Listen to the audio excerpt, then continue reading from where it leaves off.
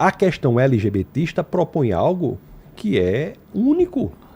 A ideia de que um homem pode ser uma mulher e a mulher pode ser um homem é uma ideia tão inovadora, que se você me perguntar o que as sociedades antigas concordavam, se você for buscar antes da nossa geração, todas as sociedades, de forma geral, a sociedade como um todo, nenhuma delas, independentemente se era cristã, ateísta, muçulmana, seja lá o que fosse, pensava ou aceitava uma ideia tão absurda como a de um homem ser uma mulher. Era uma verdadeira absurdidade.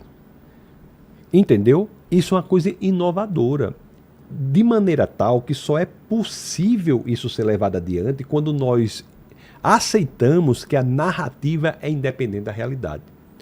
Aí, professor Vilela, eu tenho que fazer essa colocação para deixar bastante claro. Eu não tenho nada contra um homem querer ser uma mulher querer ser um homem, ou seja lá o que for. Não tenho nada contra. Mas eu estou chamando aqui a atenção para o óbvio. Um homem não pode ser uma mulher, não é porque eu não queira.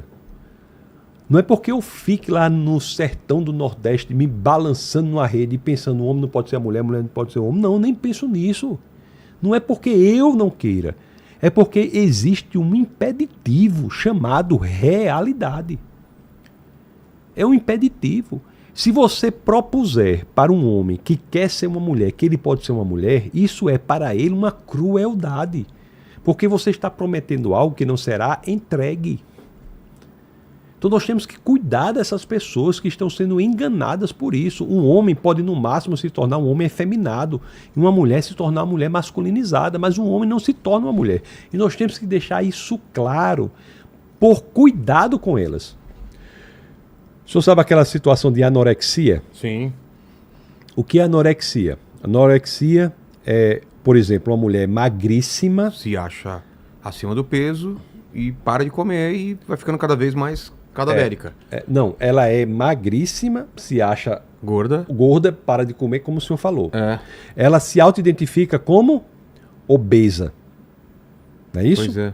Aí vamos dizer que uma pessoa chega aqui, doutor Vilela. Uma pessoa chega aqui e diz assim, ó.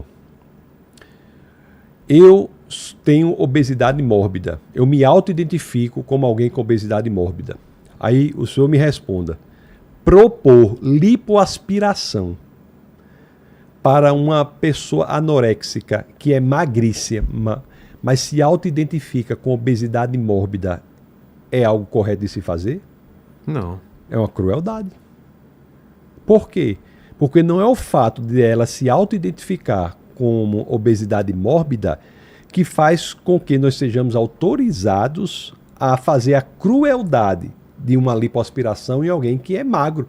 Assim como amputação peniana, hormônios cruzados, bloqueadores hormonais não tornam um homem uma mulher. Tornam um homem amputado. Então isso assim tem que ser claro. Eu não sou contra as pessoas, mas eu tenho que dizer o óbvio. O que eu digo é o óbvio. E as sociedades hoje são forçadas a crerem assim. Inclusive com o aparato estatal. E eu lhe digo uma coisa, viu, professor Vilela? Quando as escolas elas propõem uma absurdidade como essa para uma criança, a criança não vai trabalhar aquele tipo de conceito no campo da cognoscibilidade, da razão. Não, ela vai trabalhar aquilo no campo da religiosidade. Porque é uma proposição absolutamente descolada da realidade. Não é a religiosidade do tipo cristã. Tá. Porque a religiosidade do tipo cristã, de acordo com a 1 de Pedro 3,15, Mateus 22,37 e outras passagens mais, propõe um fundamento racional, um entendimento. É uma religiosidade fora da razão. E o que nós vemos hoje é isso, é uma religiosidade. São ideologias que, na realidade, são militantes, são religiosos. E é isso que eu sofro na universidade, por exemplo, quando nós vemos que há ali uma hegemonia do pensamento. A universidade hoje perdeu a sua relevância. Porque a universidade hoje é uma indústria de militância, de doutrinação descolada da realidade. Esse é o fato. E nós temos que dizer algo com clareza. Isso está acontecendo. A USP, nós estamos aqui em São Paulo, A Universidade do Estado de São Paulo, o professor Vilela, fez um congresso de ginecologia prostática. O quê? Pois São duas coisas que não tem nada a ver uma coisa com outra. Ginecologia prostática. Mas por quê? Porque um homem que se diz uma mulher, não se pode chegar a esse homem e dizer assim, olha, o senhor não é mulher. O senhor pode se achar mulher, mas o senhor não é mulher. O senhor tem que ir para um urologista. Não. É o mundo que tem que mudar para fazer com que aquele homem que se acha mulher vá para um urologista disfarçado de ginecologista. Vai para uma ginecologista que tem que aprender a tratar homem.